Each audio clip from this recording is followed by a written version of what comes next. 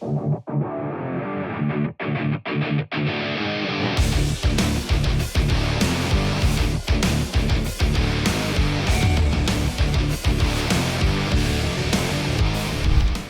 everyone and welcome back to Car and Bike. I'm Bilal and this is the all-new Kia Syros, the newest kid on the block in the lucrative sub 4 meter segment.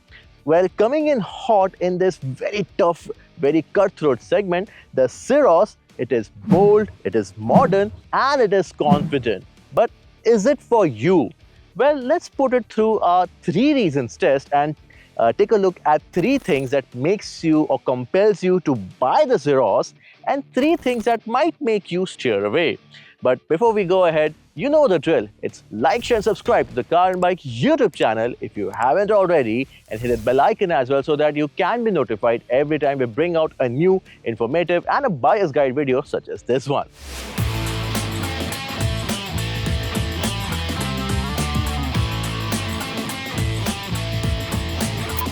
Let's begin with the positives, and the one USP that all Kia cars come of late has to be the comprehensive feature list that they offer, and the Syros, it just takes it up a notch. Now, right from the base trim, it offers a lot of features such as a rear camera, a touchscreen, even a rear sun blind as standard. And when you go higher up the trim, the feature list, it just keeps on getting better and better. Some of the highlight features of the Syros here includes a white touchscreen on the dashboard, the massive panoramic sunroof, ventilated front seats, as well as first and segment ventilated second row seats, which are also kind of best in class. Now the rear seats also are reclining and adjustable. You also get wireless connectivity and premium Urban Kardon sound system, and of course level 2 ADAS.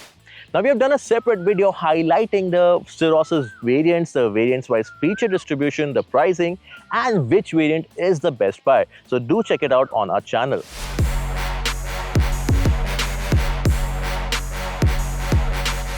Now the second reason to buy the Syros is on the lines of the same thing that I said about the Sonet, that this one, it's a proper modern day car for a modern day buyer. Not only is the design completely modern, it's also well laid out, very ergonomic in fact. The materials used are not conventional but contemporary, and it exudes superior quality. You also feel that the space on the inside is more than ample, and it's more than what you'd usually get from a sub 4 meter car. Even the cabin design, it's so good and it's so modern. It's very contemporary, as I said earlier. Look at the way the steering wheel is designed. It's not conventional. The design, it's the offset logo, the way the buttons are placed on it, even the textures thrown all around. The way the door pad is designed with a strip running across, the center console with a gear lever that looks very unique. It's proper toggle switch. And even the textures, for example, the texture used inside the cubbyhole, it reminds me of those very unique looking marble. And as I said earlier, this is a modern design. It doesn't make use of all the conventional fog leather and fog wooden inserts. This is the way a modern car should be designed, don't you think?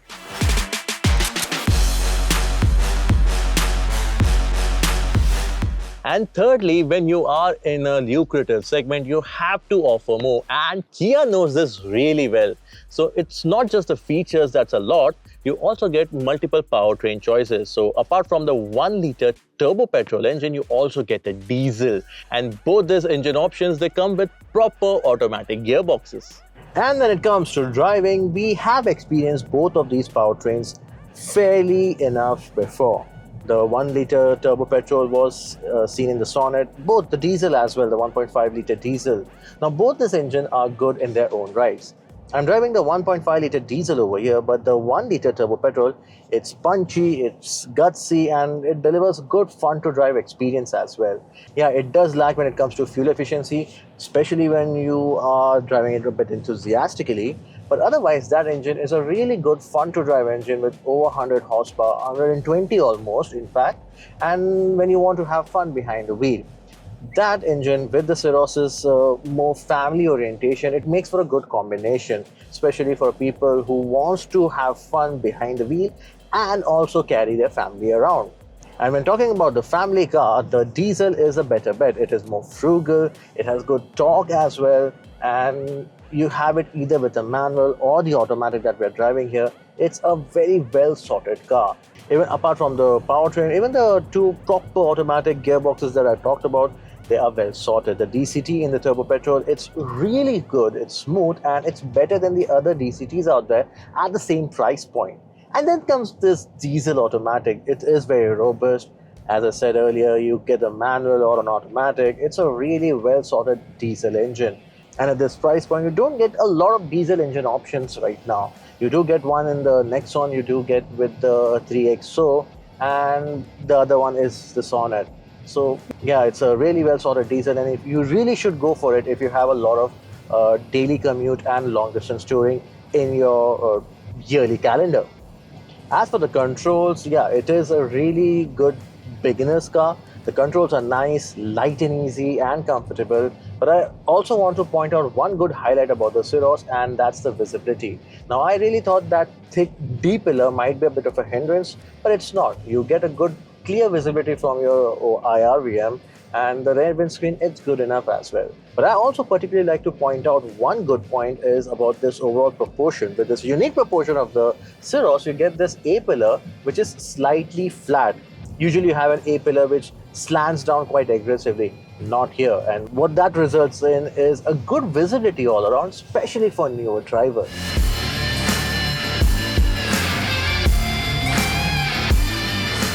Now, after all the positives, let's take a look at the reasons why you should steer away from the Syros. And it's saddening to say because of the first reason is because of the way it looks.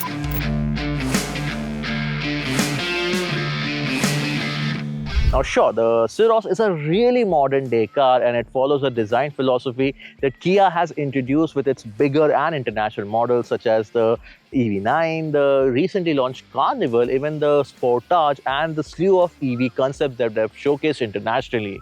But the biggest grouch for people here in India is the way it looks. They are comparing it to the highest selling Wagon-R, and they also don't like the placement of the headlamps and tail lamps because they fear they might rub it, scratch it or break it, or someone else might come and do it for them.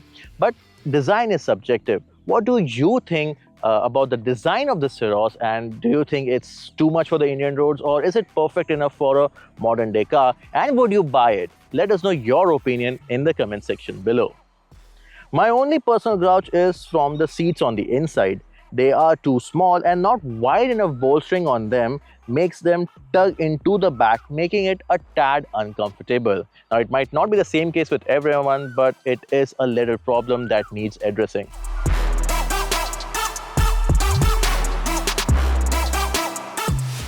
Now the second reason why you should stay away from the Syros is because it's not exactly a driver's car. With the Sonnet, we always used to complain about its stiff ride quality. Over here, the ride is slightly more plusher than what you get in the Sonnet, but you still do feel the irregularities and undulation on the inside, which means the ride quality is slightly busy. Add to it this tall boy design, which does give you a lot of body roll when you want to drive it a bit enthusiastically. So yeah, this tall boy design and the rather busy ride quality does make it not exactly a driver's car. And even the diesel engine is not meant to be driven fast. It's meant to go long distances. It's meant to be more frugal, but it's not meant for you to do the enthusiastic driving. So yeah, at this point, I think we as automotive journalists are too hard to please, right? Also, I also want to point out that with the Syros, Kia has refrained from offering the 1.2 litre naturally aspirated petrol engine. Now, I really don't know why they have done that, because offering that would have reduced the cost. Secondly, it would have really gone well with this family, modern family aura of this Syros. It's not exactly a driver's car, right? So 1.2 litre naturally aspirated engine would have gelled well with the personality that Syros has. It would have been more frugal, it would have been more smoother, and would have done well with people who don't want the turbo, the punch of the turbo, and can't use the diesel either. So that would have been a really good ground and would have been added benefit for the Syros in its lineup, because people do really like that engine, be it in the Venue or in the Sonnet. So yeah, not offering that engine is a bit of a bummer from Kia with the Syros.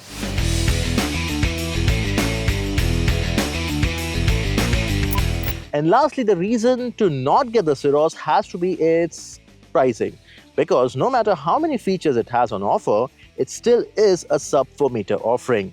And when being a sub 4 meter offering, it doesn't do well for this Syros to retail over 20 lakh rupees on road, right? Because there are well decked up C SUVs that you can get at this price or less. In fact, you can go for the bigger sibling Seltos at this price point, and as we all know, we Indians, we want our cars to be bigger than our neighbors.